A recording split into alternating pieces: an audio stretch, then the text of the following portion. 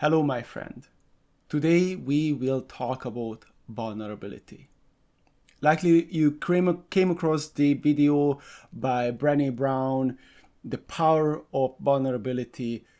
I mean, Brené Brown is just an excellent public speaker, and it's not an accident that this video became viral overnight, because something that Brené Brown talked about touched the very core in people's heart.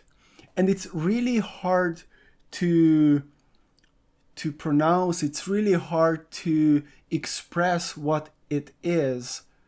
And because of that, many people actually struggle understanding what vulnerability is. There are many misunderstandings, myths, and you can see on later videos how Brené Brown tries to put things into place. She's got amazing books. I can just recommend her work. I really love, and it really lines up with what we are doing in this channel. You will see later on. So if you want to learn what vulnerability is, if you want it to be explained to you, stick around. You will know at the end of this video. If you want to know the pitfalls and myths, so in other words, what vulnerability is not, stick around. And if you want to understand how vulnerability can really change every part of your life, and I'm saying this seriously, relationship. We talked about leadership, but also relationship, which is leadership is about relationship. But your intimate relationship, your friendship, the understanding of yourself, really living life, stick around. Now, there is a very commonly known example of how to live vulnerable. If you saw, and if you didn't see, what's wrong with you? I'm just kidding. If you saw Forrest Gump, that character is about vulnerability. And how come he's not there to cry, he's not there to talk about his deep emotions, he's simple. But I'm telling you that Forrest Gump, the movie and the character, is about vulnerability. And that's the reason why it touched the heart of so many of us.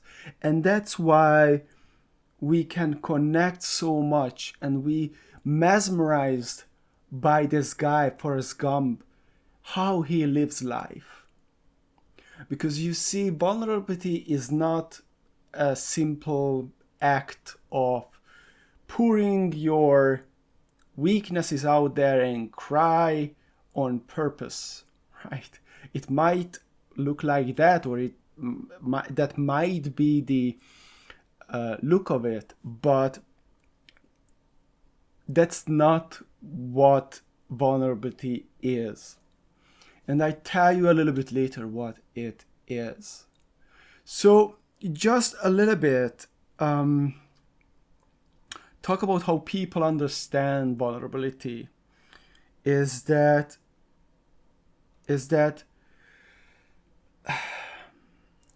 of course this is a really big generalization, but how people usually understand, or when they don't understand yet vulnerability, it's really, they think that vulnerability is either a weakness. So only people vulnerable who weak, right? That's the first myth. People who are weak, those are the people who vulnerable, right? The second thing is that the second myth is that vulnerability is about whining, is about crying, is about saying embarrassing things about yourself to others in order them to like you, right? And usually these are the two biggest misconceptions. Is that vulnerability, one, it's a weakness, right? The second, it's a manipulation strategy leaders use to be more human, more acceptable, more loved by people. But you will understand that that's exactly not what vulnerability is. Also, if you would put vulnerability here, you would put shame here. And it's interesting that someone who feels shame tries not to be weak, right? Someone who feels shame tries to control, judge, and manipulate the environment in order to keep safe. In order to keep safe, puts him or herself into a shell, not being vulnerable, being armored up, strong.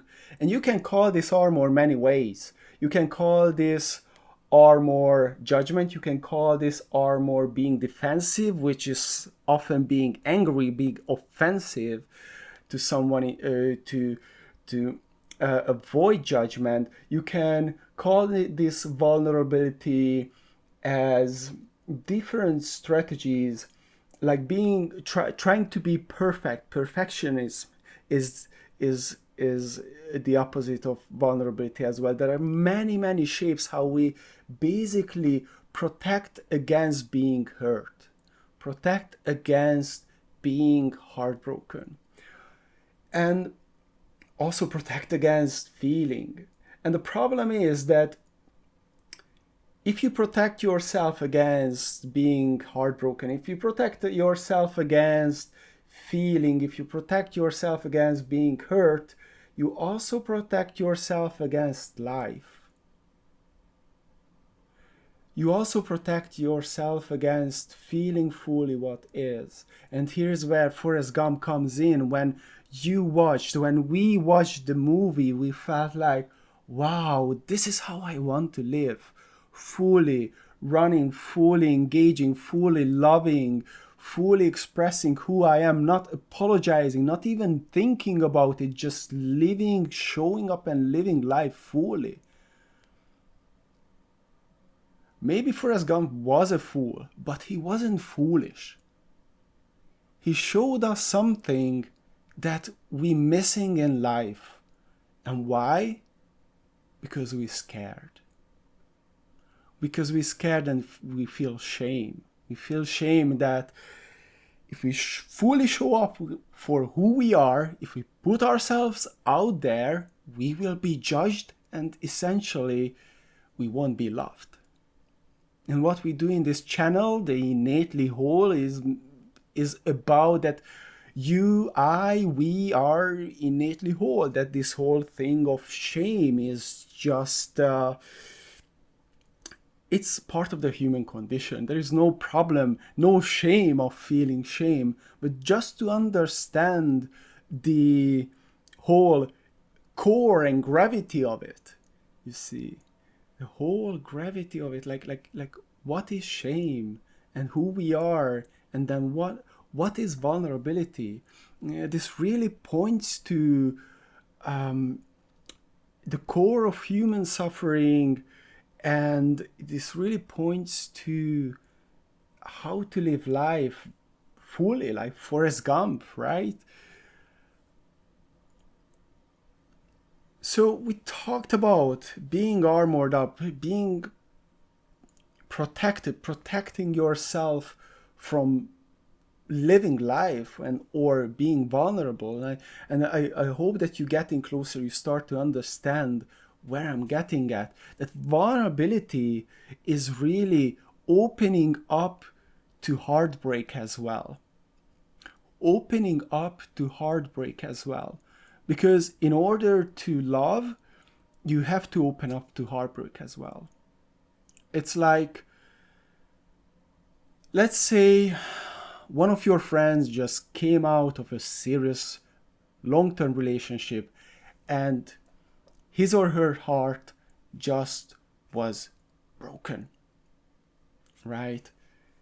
And let's say she says, your friend, she says that I'm not gonna love again. And while in that situation, it's completely understandable, it's completely human to feel that way for a while. But also we all know, even I think she knows that she's not gonna find another love if she at some point doesn't get down her guards, right? So at some point she has to let down her guards, let someone in, and risk the possibility of someone breaking your heart again. Otherwise, she couldn't open her heart and love again and live life again. She would always live in this state of brokenheartedness and armoredness. And while you might say, well, it's much safer to live that way, but is it really worth living like armored up and not really living? It's like, you imagine you would live like in a knight armor all day long with the helmet on, and you wouldn't see and you couldn't touch and you couldn't kiss and you couldn't eat and you couldn't really hear. Living in a knight's armor all the time, you wouldn't really live. You couldn't swim, you couldn't do many things. It's just, that's how we live our lives in many areas. Even showing up on YouTube, like, to me, showing up here and talking about things that I care about and talking without script often, it's vulnerable. And often I end up finding myself editing the video over and over again. And my goal is to come out of that and show up a bit more vulnerable, take risks, show up as I am, because that has a really big strength.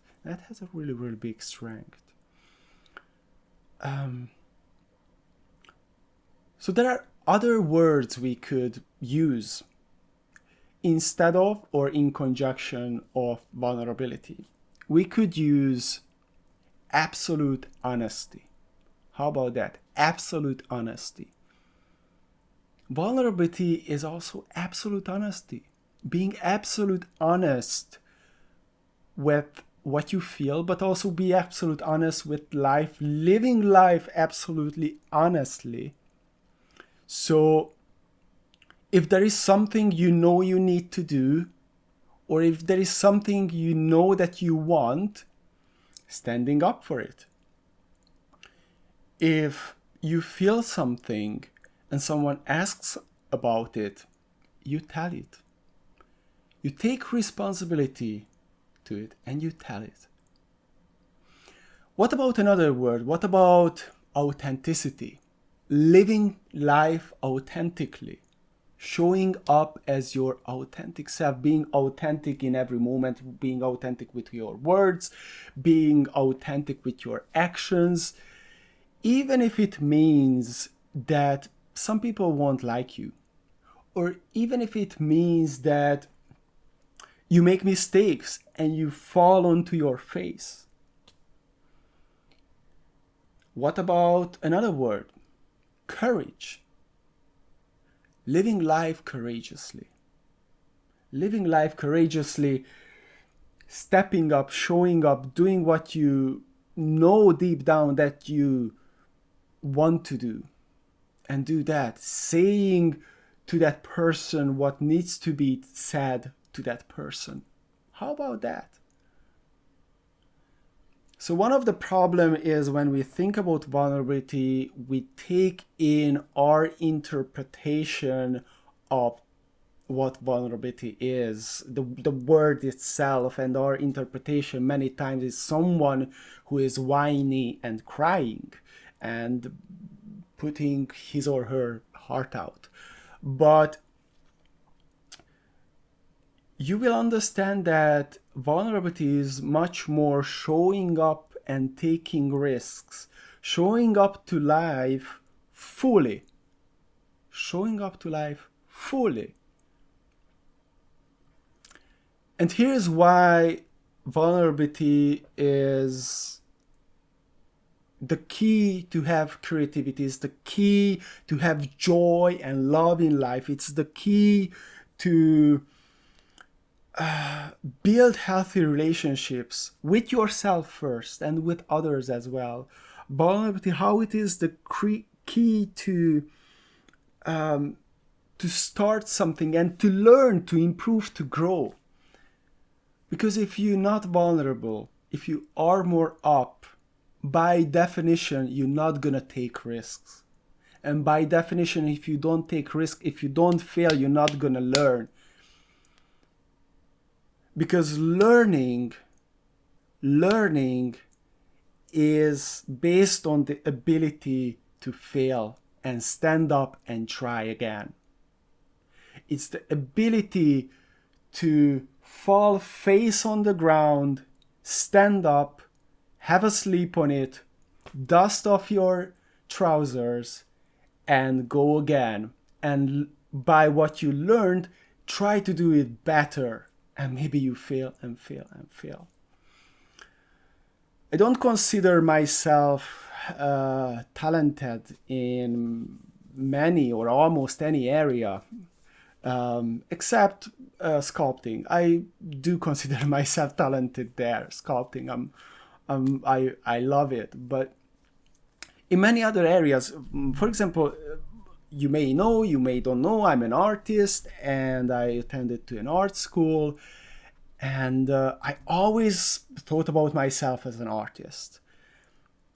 And as I grew up, grew older, 14, 16, I had more mature conversations with my mother, and we talked about my career as an artist, and I found out something very intriguing, is that she and my father, so my mother and my father, they didn't thought that I'm gonna be an artist. They didn't thought that I have the talent to be an artist. The reason being because my brother, who I admire and I can thank so much to him because he taught me many things about art, but he started everything really early, like on the, I think they call it the potty, where babies poop.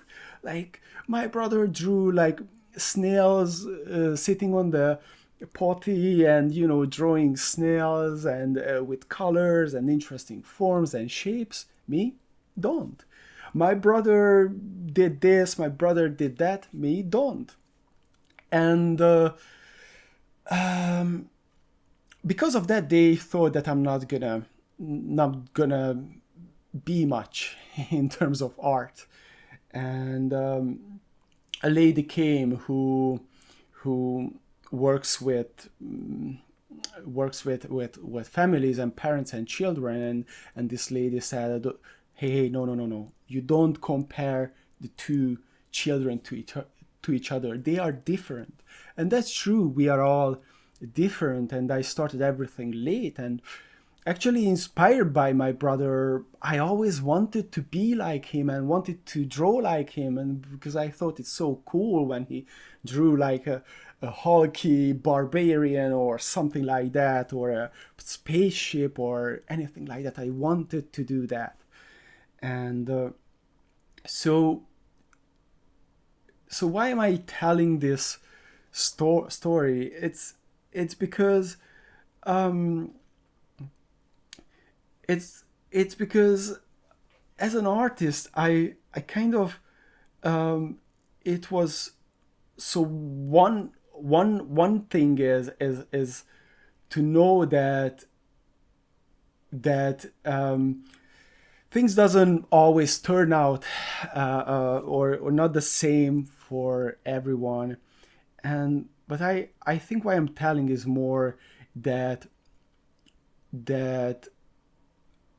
art is really much like that, is really about failing, and that I failed so much in my early years, and despite of that I became an artist, and maybe because of it.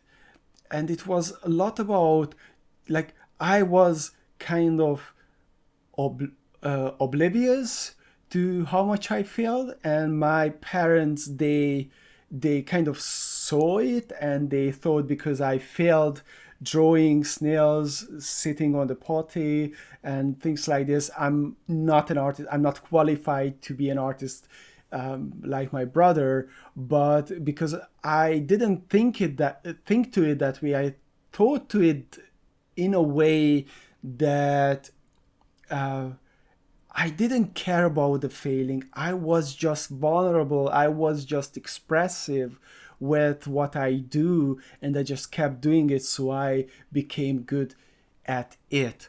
But also, when we moved here to Glasgow with my wife, it's like starting a new venture, business, and that's how we came here. I started a venture, and it was super risky moving here to another country. It was super risky, and I had a job here as an art director, which I've never done before. But I was vulnerable. I said that, you know what, I'm gonna figure it out. I'm gonna show up. I'm gonna do my best, and likely I'm gonna fail at things, but I'm gonna figure out. And you know what? I failed at many things. I wasn't the best leader. I did many mistakes, but I grew the most at that time.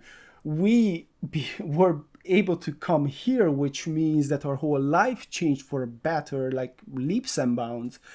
We opened up to a completely new world, and also that, like, I learned so much, but I had to fail. I had to fail in order to see my mistakes so I can learn. And that's the main thing. Like, we cannot live life. We can, but that's not real living. We cannot live life by being armored up.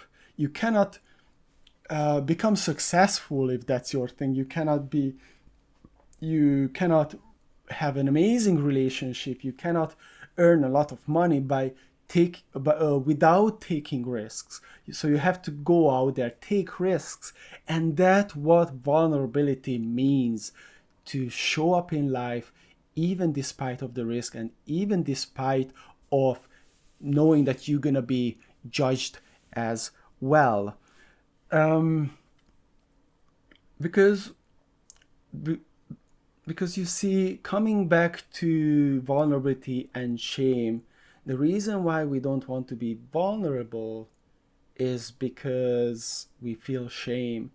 We feel we are not worthy somewhere, and people gonna find out that we are not worthy, and we will be separated from others, and we won't have love and connection.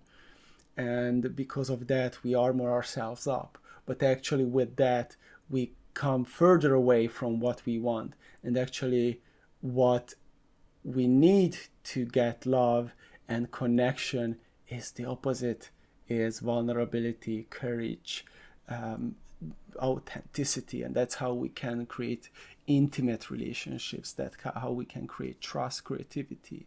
That's how we can innovate in our lives and grow and learn, take risks. Finally, I want to leave you with a quote. A quote is from an amazing book, and actually another movie, a movie created out of it. This is The Peaceful Warrior. The Peaceful Warrior by Dan Millman. This was a huge influence on my life. I love the movie, but I love the book even more. And let me read it. I wrote it up somewhere. Let me read it for you guys. Yes. A warrior is not about perfection or victory or invulnerability. It's about absolute vulnerability. That's the true courage.